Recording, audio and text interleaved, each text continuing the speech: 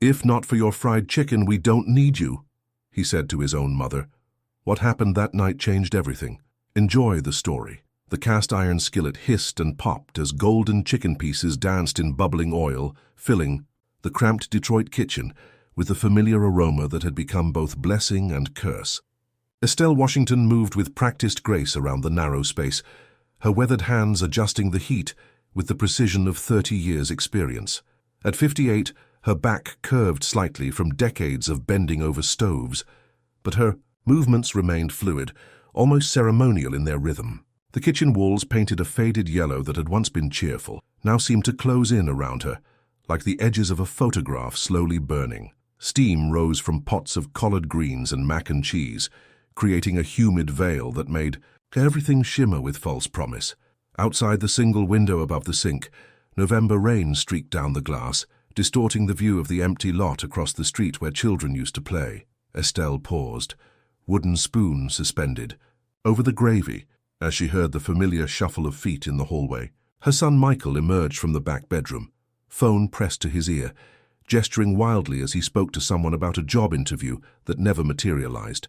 His wife Tanisha followed, fresh manicure catching the overhead light as she adjusted her silk scarf. The baby, 3-month-old Marcus, dozed in her arms while 6-year-old Ava sat quietly at the small dining table, coloring with broken crayons. "Mama, when's dinner gonna be ready?" Michael asked without looking up from his phone, his voice carrying the entitled tone of someone who had forgotten to ask rather than demand. Estelle's grip tightened on the spoon. She stirred the gravy in. Slow, deliberate circles, watching the brown liquid swirl like muddy water down a drain. The weight of unspoken words pressed against her chest, each breath a reminder of conversations that should have happened but never did. In the living room, the television blared a talk show where people screamed at each other about problems that seemed smaller than the silence growing in her own home. The dining table, scarred from years of use, held 5 place settings. Estelle always set a place for herself, though she rarely sat down to eat with them. Tonight felt different, though she couldn't name why. The air seemed charged with possibility, like the moment before lightning strikes, when everything holds its breath and waits. As she lifted the chicken from the oil, each piece a perfect golden sculpture of crispy perfection, Estelle caught her reflection in the kitchen window. For a moment she didn't recognize the woman staring back, shoulders curved inward, eyes dimmed by fatigue, mouth set in a line that spoke of words swallowed too many times to count. Michael's laughter from the living room broke the spell. He was talking to his friend Jerome about some party, some place where life moved faster, and dreams seemed possible. Estelle turned back to the stove, but something had shifted. The kitchen felt smaller now, the walls pressing closer, the steam rising from her pots like smoke signals from a fire she couldn't see, but could definitely smell. She began plating. The food with the same care she'd always shown, each portion arranged with quiet pride. The chicken golden and glistening, the greens rich with ham hock, the cornbread still warm from the oven. This was her language of love, spoken fluently for decades to anyone who would listen. The first crack in Michael's facade came during dinner preparation. He stood in the kitchen doorway, watching his mother work, and for a moment his face softened with something that might have been recognition. But then his phone buzzed, and the moment dissolved like sugar in rain. "This better be ready soon," Tanisha called from the couch, not bothering to lower the volume on the television. "I got somewhere to be tonight." Estelle's hands stilled on the serving spoon. The kitchen grew quiet except for the soft bubbling of cooling oil and the distant sound of rain against the window. She looked at her family, really looked at them, and saw strangers wearing familiar faces. Michael scrolled through his phone, thumb moving in rapid swipes. Tanisha adjusted her position on the couch, careful not to disturb her outfit. Little Marcus slept peacefully, unaware of the tension building in the room like pressure in a cooker about to blow. Only Ava seemed to sense something was wrong, her coloring slowing as she glanced between the adults with wide, worried eyes. The second crack came when Michael finally put down his phone and approached the stove. He surveyed the spread of food with the casual assessment of a customer at a restaurant, not a son looking at his mother's offering of love. "Looks good, Mama," he said. But his tone suggested he was simply acknowledging a service provided, nothing more. "What time we eating?" Estelle nodded toward the dining room. "It's ready now." The family gathered around the scarred wooden table, plates full of food that had been prepared with careful attention to each person's preferences. Michael liked extra gravy on his chicken. Tanisha preferred her greens without too much pepper. Ava always got the drumstick because it was easier for her small hands to manage. But as they began to eat, conversation flowed around Estelle like she was a piece of furniture, necessary but unremarkable. Michael talked about his job search, his voice animated when discussing opportunities that always seemed to slip through his fingers. Tanisha complained about her sister's new boyfriend, her words sharp with judgment. Neither acknowledged the woman who had made their meal possible. The third crack came when little Ava, innocent in the way only children can be, looked up from her plate and asked, "Grandma, why don't you ever eat with us?" The question hung in the air like smoke. Michael and Tanisha paused mid-conversation, suddenly aware of the empty chair at the head of the table where Estelle should have been sitting, but she was already moving, clearing dishes, refilling glasses, maintaining the invisible boundaries that had somehow become permanent walls. "Grandma's got things to do, baby," Michael said, his voice carrying a note of something that might have been guilt if he'd allowed himself to feel it fully. The fourth crack came later that evening, after the dishes were washed and the kitchen restored to order. Estelle sat alone in her makeshift bedroom, the converted laundry room where she'd been sleeping since her family moved in 6 months ago. The twin mattress sagged under her slight frame, and the thin walls did nothing to muffle the sounds of her family's life continuing without her. She could hear them in the living room, laughing at something on television, their voices bright, with the kind of casual intimacy she remembered from her own childhood. But she was no longer part of that circle. Somewhere in the months of providing and accommodating, she had become invisible, her worth measured only by her ability to serve. That night, as Detroit settled into its familiar rhythm of distant sirens and settling houses, Estelle made a decision that would change everything. She reached for the spiral notebook she kept hidden beneath a stack of clean towels, a repository, for recipes, and lately thought she couldn't speak aloud. But what she wrote that night wasn't a recipe. It was a declaration, simple and profound. "Tomorrow I remember who I was before I became what they needed." The words stared back at her from the lined paper, black ink on white ground, solid and undeniable. For the first time in months, Estelle smiled. Not the practiced smile she wore when serving dinner or changing diapers, but something genuine and a little dangerous.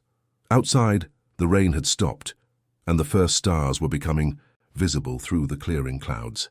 Change was coming to Detroit, and it was starting in a converted laundry room with a woman who had finally remembered her own name. The transformation had begun, though no one in the house could have imagined what the next morning would bring. In 12 hours, everything they thought they knew about Estelle Washington would be challenged, tested, and ultimately rewritten. But that story would have to wait until dawn. The next morning arrived with the kind of crisp November clarity that makes everything seem possible. Estelle woke before her usual 5:30 alarm, her body thrumming with an energy she hadn't felt in years. The house was still quiet, wrapped in the pre-dawn hush that made even the busiest neighborhoods feel sacred. She moved through her morning routine with deliberate precision, but everything felt different now. The face in the bathroom mirror was the same, lined with years of worry and sacrifice, but the eyes looking back held something new. Purpose, maybe, or perhaps just the absence of resignation. In the kitchen, she prepared breakfast as she always did, but her movements were looser, less constrained by the invisible chains of expectation. The eggs sizzled in the pan while she packed Ava's lunch, each sandwich cut with the care of someone who understood that small acts of love mattered, even when they went unnoticed. Michael emerged from the bedroom first, hair disheveled, phone already in hand. He grunted something that might have been a greeting and moved directly to the coffee pot, pouring himself a cup without offering to make one for anyone else. Tanisha followed 20 minutes later, Marcus crying in her arms, her expression sour with interrupted sleep. "Ava needs to be at school by 8, Tanisha announced, settling the baby in his high chair. "And I got that interview at the salon today, so I can't take her." Estelle nodded, continuing to flip pancakes with steady hands. These morning negotiations had become routine, assignments distributed like military orders, with Estelle as the unquestioned foot soldier who would handle whatever tasks the others couldn't or wouldn't manage. But today, something was different in the way she moved around the kitchen. There was a lightness to her steps, a slight smile playing at the corners of her mouth that hadn't been there in months. If anyone had been paying attention, they might have noticed the change, but Michael was scrolling through job listings. Tanisha was checking her reflection in her phone camera, and little Ava was drowning her pancakes in syrup with the focused intensity only children can muster. The first sign that this day would be unlike any other came when Estelle served breakfast. Instead of her usual efficient delivery, plates appearing at the table as if by magic, she lingered. She watched her family eat, really watched them, memorizing details she realized she'd been too busy to notice before. Michael's habit of checking his phone between every bite, Tanisha's way of cutting her food into precise tiny pieces, Ava's tendency to save the best bites for last, creating little piles of favored pancake edges. Even baby Marcus, gurgling contentedly in his high chair, seemed to glow with the particular beauty that only becomes visible when you take time to truly see. "Mama, you just gonna stand there staring at us?" Michael asked, his tone carrying the mild irritation of someone unaccustomed to being observed.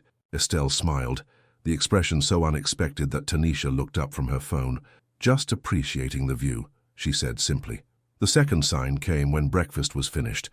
Instead of immediately clearing the table and beginning the daily cycle of cleaning, Estelle sat down in the chair at the head of the table that had remained empty for months.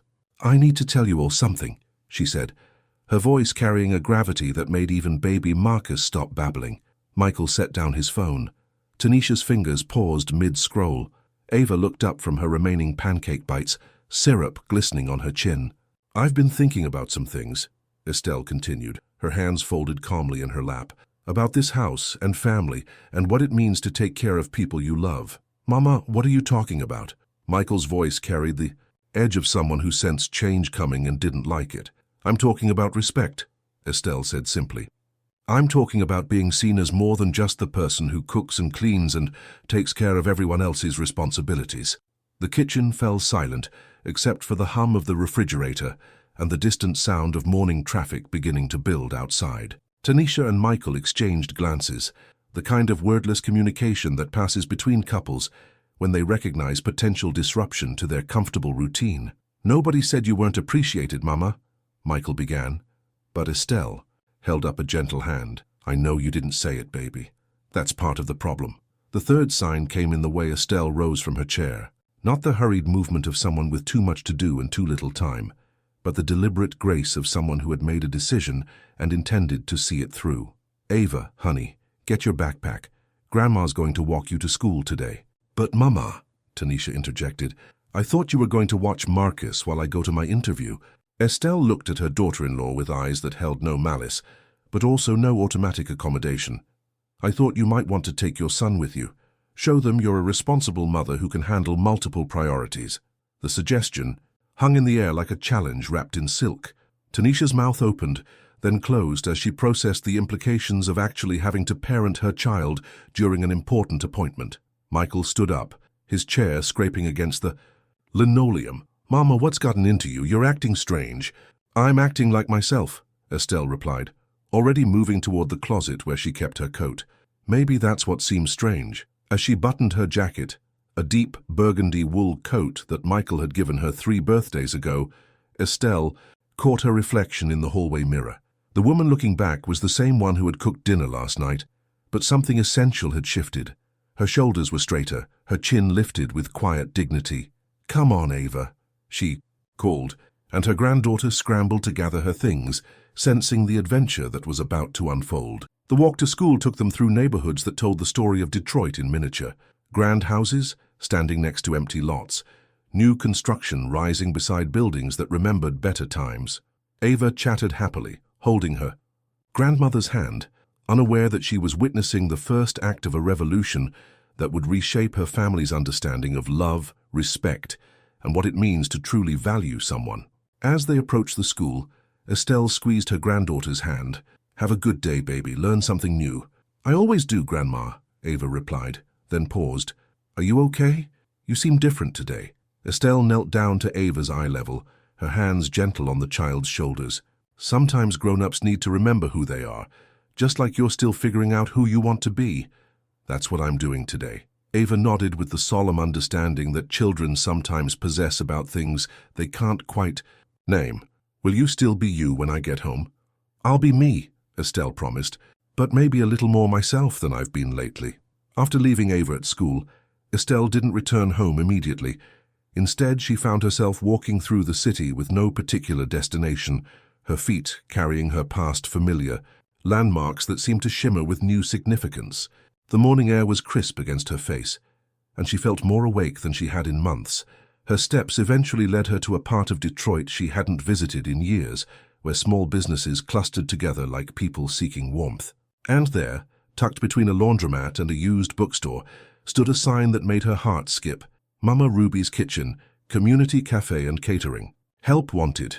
Estelle stared at the weathered sign, remembering the young woman she had been decades ago when she first volunteered at community kitchens, before marriage and motherhood had narrowed her world to the needs of her immediate family. That woman had dreams beyond serving others. She had wanted to own her own restaurant, to create a place where food was more than sustenance, where it was community and comfort and connection.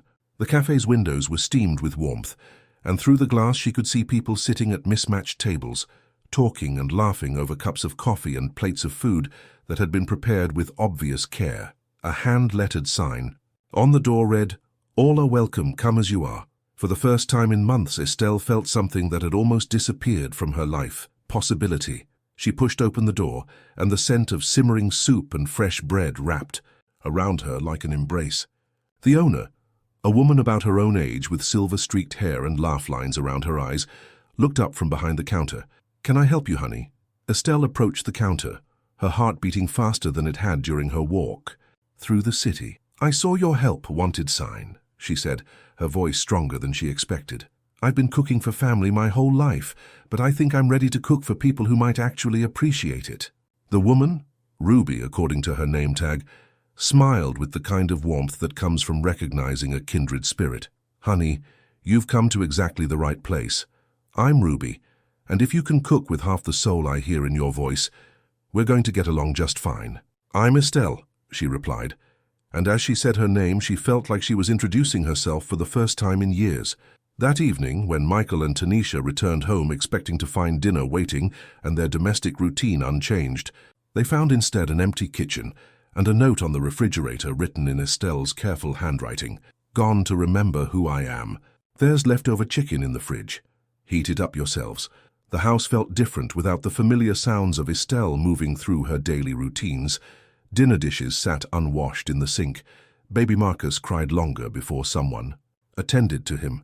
The easy assumption that needs would be met without asking suddenly revealed itself as the luxury it had always been.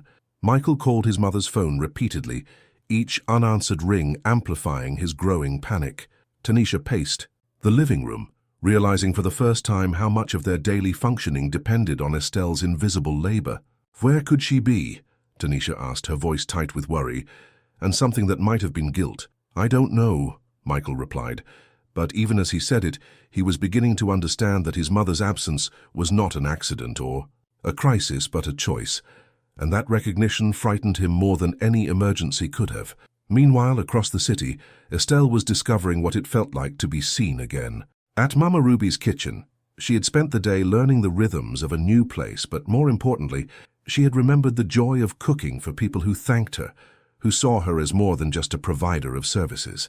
The other workers, a mix of ages and backgrounds united by their commitment to serving their community, had welcomed her with the kind of easy acceptance she had forgotten was possible. They asked about her life, listened to her answers, and treated her opinions as valuable rather than unnecessary. "You've got magic hands," Ruby had told her after tasting the pot of gumbo Estelle had prepared during her trial shift. "But more than that, you've got heart.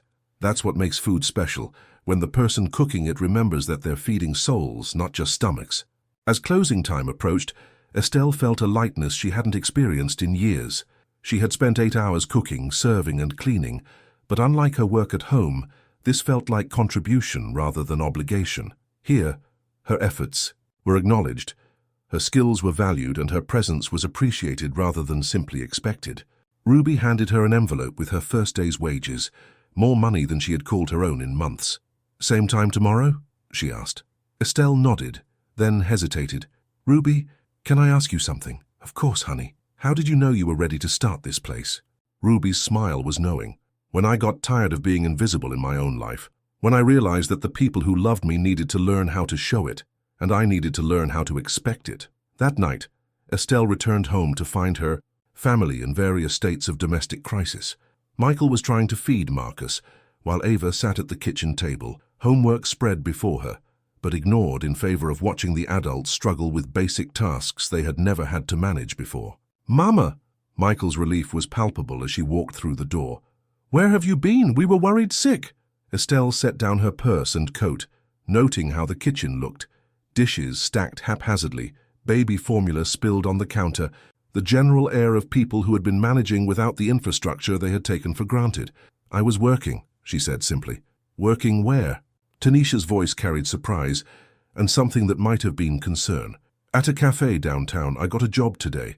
The announcement settled over the room like a stone thrown into still water, ripples of implication spreading outward. Michael and Tanisha exchanged glances, processing what this might mean for their carefully constructed dependence on Estelle's unpaid labor. "But Mama," Michael began. "What about—" He gestured vaguely at the house, the children, the life they had, built around her availability. "What about it?" Estelle asked, her voice gentle but unmovable. "Tanisha, you're a grown woman and a mother. Michael, you're a grown man looking for work. Ava's in school most of the day, and Marcus is your responsibility, not mine. But who's going to cook dinner?" The question came from Tanisha, and in its simplicity lay the heart of their family's dysfunction. Estelle looked at her daughter-in-law with something approaching pity. "The same people who are going to eat it, I imagine. Have you ever experienced or know someone who has experienced something similar to what Estelle is going through? Share your thoughts in the comments below."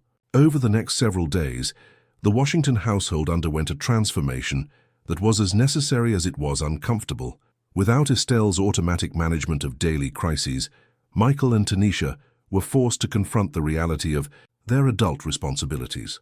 Michael, who had spent months complaining about his lack of job prospects while relying on his mother to subsidize his family's basic needs, suddenly found himself motivated to take any available work rather than hold out for the perfect opportunity.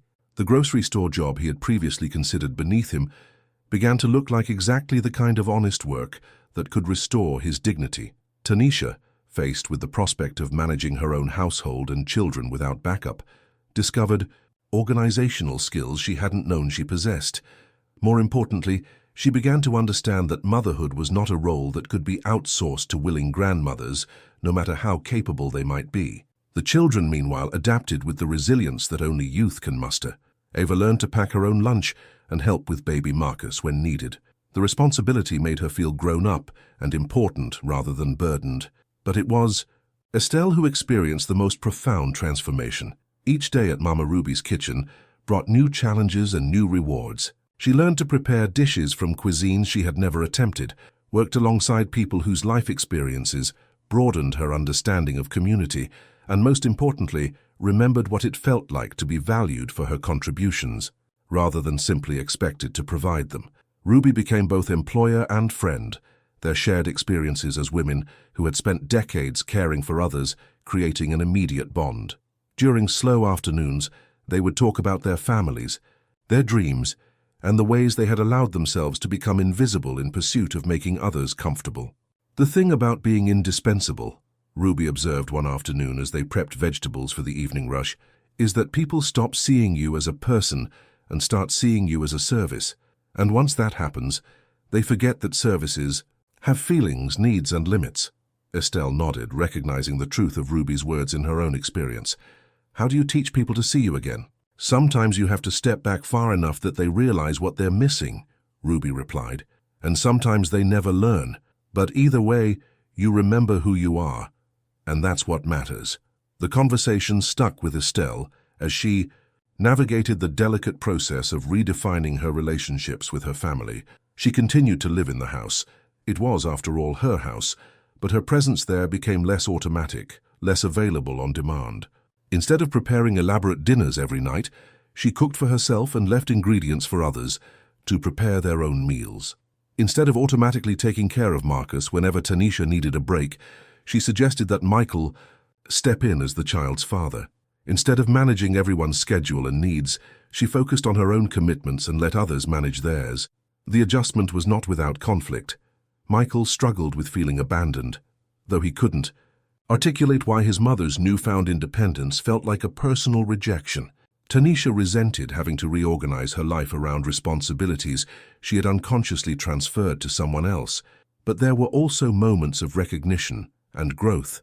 Michael began to see his mother as a person with her own goals and needs rather than simply as the provider of services he had come to expect. Tanisha started to appreciate the complexity of managing a household and children, and with that appreciation came respect for what Estelle had been doing invisibly for months. The turning point came on a Thursday evening when Estelle returned from work to find the kitchen clean, dinner prepared, and her family sitting around the table waiting for her to join them. Not waiting for her to serve them, but waiting for her to be part of the meal they had prepared together. "We thought you might be hungry when you got home," Michael said, his voice carrying a humility that had been absent for months. Tanisha made the main dish, I did the sides, and Ava helped with everything.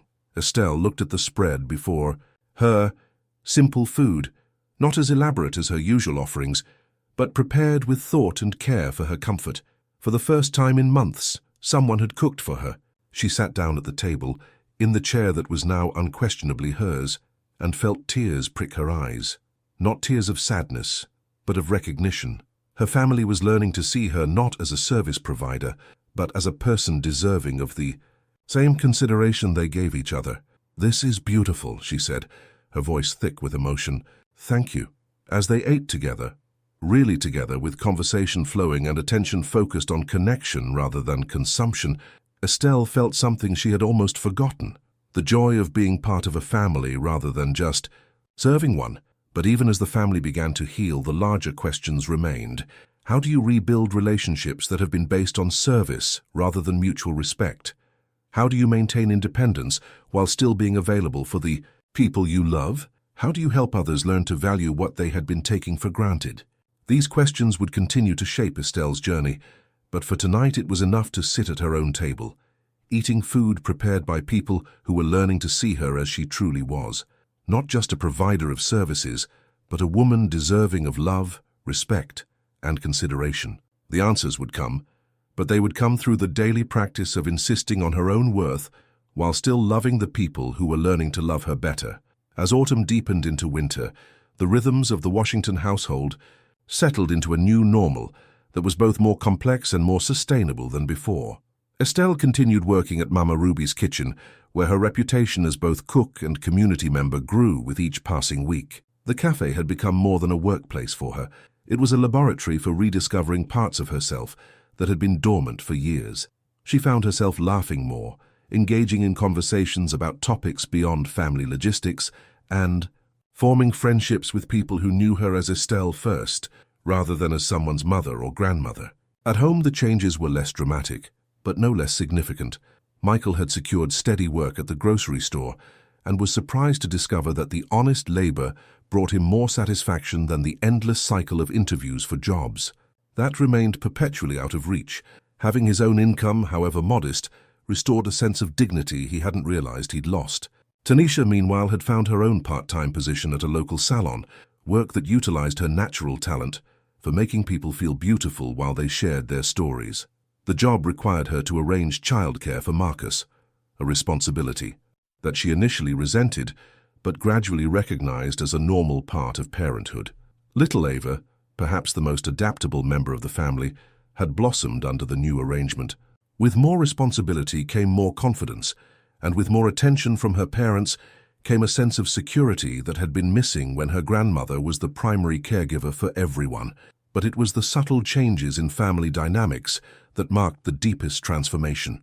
Conversations at dinner now included questions about Estelle's day, her experiences at the cafe, her thoughts on community issues that arose through her work. She was no longer just the facilitator of family life, but a participant in it.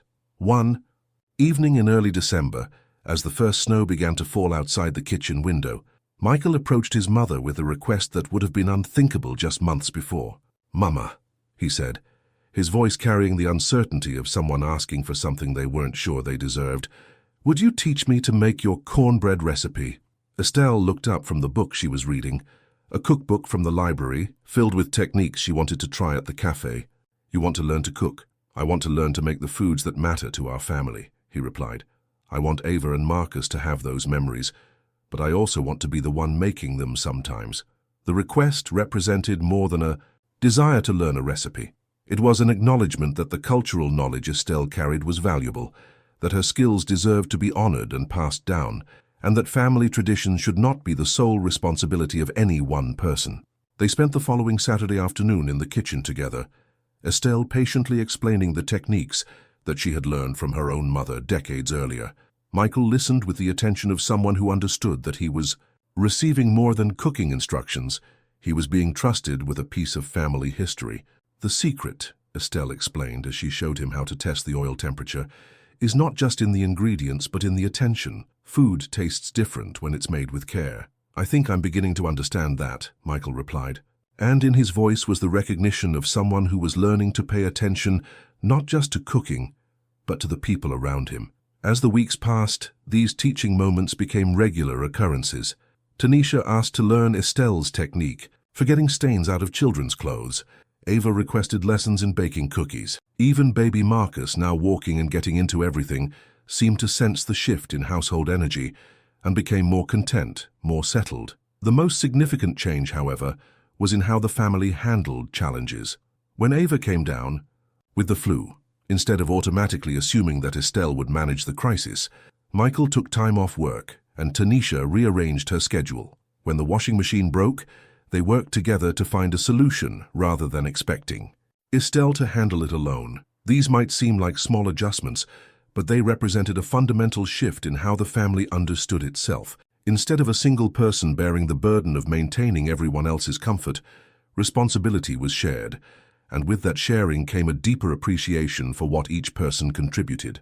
But perhaps the most telling moment came on a cold January evening, when Estelle returned from a particularly busy day at the cafe to find her family in the living room, but not watching television or absorbed in their individual devices. Instead, they were engaged in what appeared to be a serious conversation. "Mama," Michael said as she hung up her coat, "we've been talking, and we want to ask you something." Estelle settled into her favorite chair, noting how the family arranged themselves to include her in their circle, rather than simply making space for her presence. "We want to know if you'd be interested in helping us plan a family reunion for next summer," Tanisha said. "Not planning it for us, but planning it with us. We think it's time for our kids to know their extended family better, and we think you're the best person to help make that happen." The request was both simple and profound. They were asking for her help, but as a collaborator rather than as unpaid labor. They were recognizing her connections and knowledge, but also her right to participate in the decision-making process. "I think that sounds wonderful," Estelle replied, and in her agreement was the satisfaction of someone who was being valued for all the right reasons. That night, as she prepared for bed in the bedroom that was now truly hers again, Michael and Tanisha having found their own apartment nearby, Estelle reflected on the journey that had brought her family to this place. The change hadn't been easy for anyone. It had required difficult conversations, hurt feelings, and the kind of honest self-examination that most people spend their lives avoiding.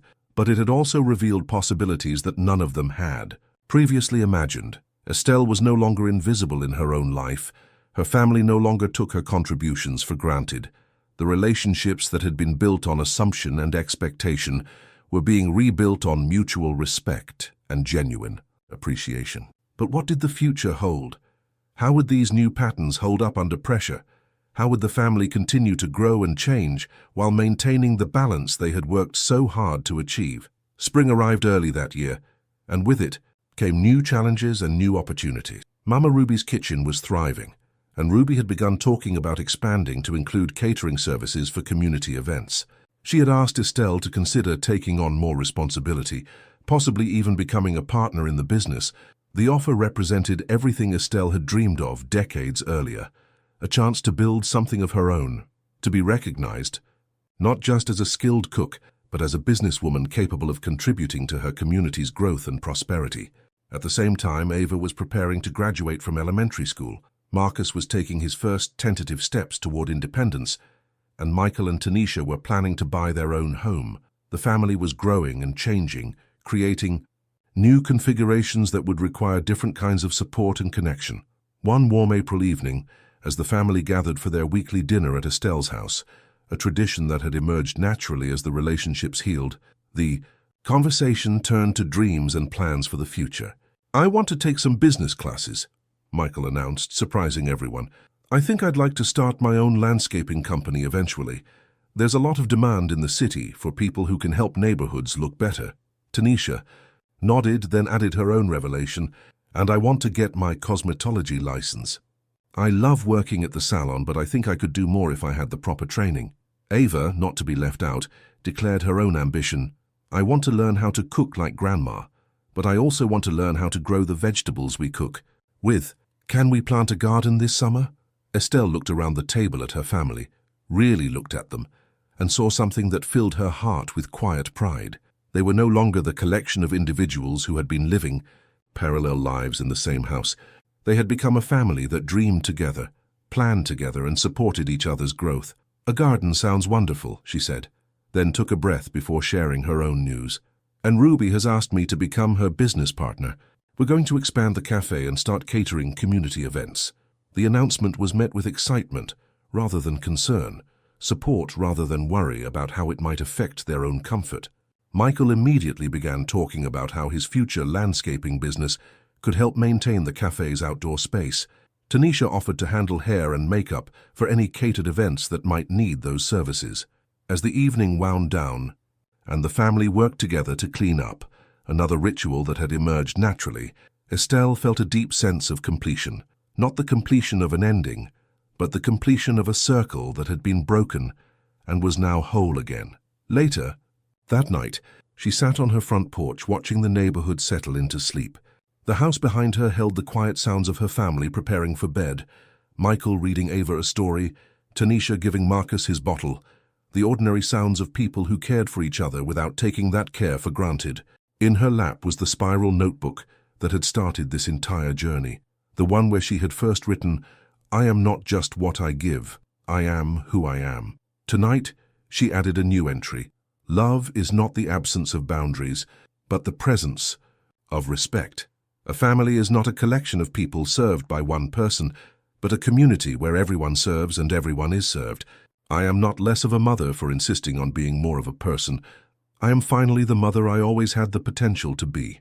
The final chapter of this story began on a warm Saturday morning in late May, when the Washington family gathered in Estelle's backyard to plant the garden that Ava had requested. 3 generations worked side by side, their hands dark with rich soil, their voices mixing with the sounds of spring returning to Detroit. Michael had surprised everyone by researching companion planting techniques, discovering which vegetables grew better together and which ones needed space to thrive. Tanisha had contributed a small herb section, explaining that fresh herbs would enhance both their family meals and potentially the dishes at Mama Ruby's kitchen. But it was the sight of Ava carefully placing tomato seedlings in the ground, while baby Marcus toddled nearby, occasionally grabbing handfuls of dirt with the pure joy that only children possess, that moved Estelle most deeply. "Grandma," Ava said, pausing in her planting to look up with soil-smudged cheeks, "will you teach me how to can vegetables when they're ready? I want to know how to save some of the summer for winter." The question represented something profound, the understanding that knowledge was meant to be passed down, that traditions were living things that grew stronger when they were shared, and that the circle of giving and receiving should include everyone. "Of course, baby," Estelle replied, her voice thick with emotion. "But this time, we'll all learn together." As the morning progressed and the garden took shape, neighbors began to stop by. Mrs. Johnson from next door brought over extra watering cans. The Rodriguez family from across the street offered to share their expertise with pepper, plants. Even old Mr. Thompson, who rarely spoke to anyone, paused on his daily walk to admire their work and share a story about his own grandmother's garden. The simple act of planting vegetables had become a community event, a reminder that families exist within larger networks of connection and support.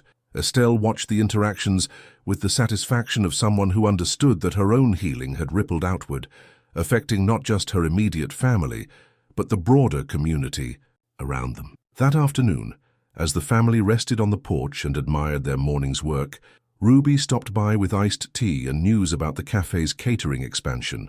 The first major event would be a community celebration in the park, feeding families. who were gathering to honor local students graduating from high school. "I can't think of anyone I'd rather have as a partner for this," Ruby told Estelle, her words carrying the weight of genuine respect and friendship. As evening approached, and the family prepared for their weekly dinner, Estelle realized that this would be their last meal in the old configuration. Next week, Michael and Tanisha would be hosting dinner in their new home, beginning a rotation that would ensure everyone had the opportunity to both serve and be served.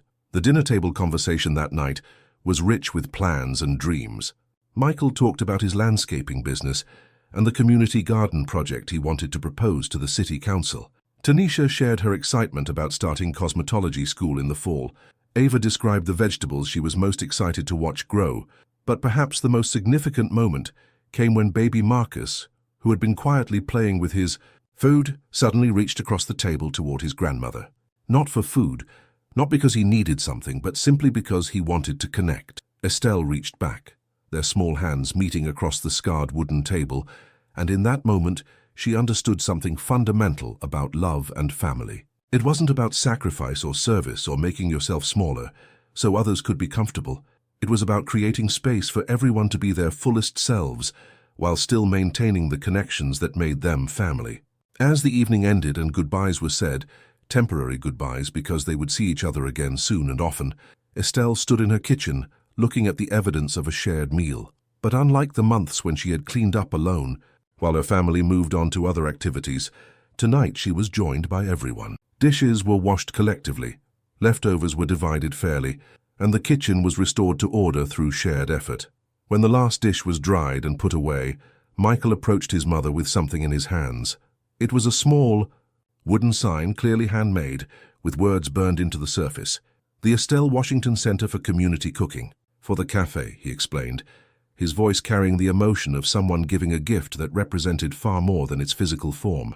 "Ruby told us about making you a partner, and we wanted you to have something that honored not just what you do, but who you are." Estelle held the sign, running her fingers over the letters of her own name. For so many months she had felt invisible, forgotten, reduced to the services she provided. Now her name would hang in a place where it would be seen by everyone who came seeking nourishment and community. That night, after her family had gone home to their own lives and responsibilities, Estelle sat in her garden, surrounded by the small plants that would grow into sustenance over the coming months. The neighborhood was quiet, except for the distant sounds of the city settling into sleep. She thought about the journey that had brought her to this moment, the pain of feeling unseen, the courage required to step away from familiar patterns, the slow work of rebuilding relationships on foundations of mutual respect rather than assumption. But mostly she thought about the future. Tomorrow she would go to work at a place where her contributions were valued and her partnership was respected. Her family would continue to grow and change, but now they would do so while maintaining awareness of each other's worth and dignity. The garden around her held the promise of abundance, not just the vegetables that would feed their bodies, but the relationships that would nourish their souls. Love, she had learned, was not about making yourself invisible so others could shine. Love was about creating conditions where everyone could flourish. As she prepared to go inside, Estelle made one final entry in her spiral notebook. "A seed planted in good soil, with adequate water and plenty of sunlight, will grow into something beautiful and nourishing. The same is true for respect, dignity, and love. When we create the right conditions, everyone flourishes." The story of Estelle Washington was not unique. Countless women had walked similar paths, finding themselves invisible in their own families, taken for granted by the people they loved most. But her story was also a testament to the possibility of transformation, the power of insisting on your own worth, and the beautiful things that can grow when families learn to see each other clearly. The last sentence she wrote that night was simple but profound. "Sometimes the greatest gift you can give someone is teaching them how to love you better." And in homes across Detroit and cities across the country, other women read those words and began to remember their own names, their own worth, and their own power to create change in the small, sacred spaces of family life. The transformation of one kitchen, one family, one woman's decision to insist on being seen had rippled outward like seeds on the wind, carrying the possibility of change to anyone ready to plant their own garden of respect, dignity, and love. The Last Supper Estelle had served in silence was the first meal of a new kind of family, one where everyone was both nourished and nourishing, where love was expressed through mutual care rather than one-sided service, and where no one had to disappear in order for others to be comfortable. Sometimes the most revolutionary act is simply insisting on being treated like the human being you've always been. Sometimes love requires distance before it can find its way to closeness, and sometimes the best thing you can teach the people who love you is how to love you better. This story reminds us that our worth is not measured by what we provide for others, but by who we are as complete human beings. Every person deserves to be seen, valued, and respected, not for what they do, but for who they are. When we create families and communities built on mutual respect rather than assumed service, everyone flourishes. The courage to insist on your own dignity is not selfish. It's a gift that teaches others how to love more fully and authentically. You are amazing. If you genuinely enjoyed this story, please leave a like and subscribe. It's a great feedback for me. If it made you feel seen, heard, or simply reminded you that change is still possible, share it with someone who needs a little hope today. See you.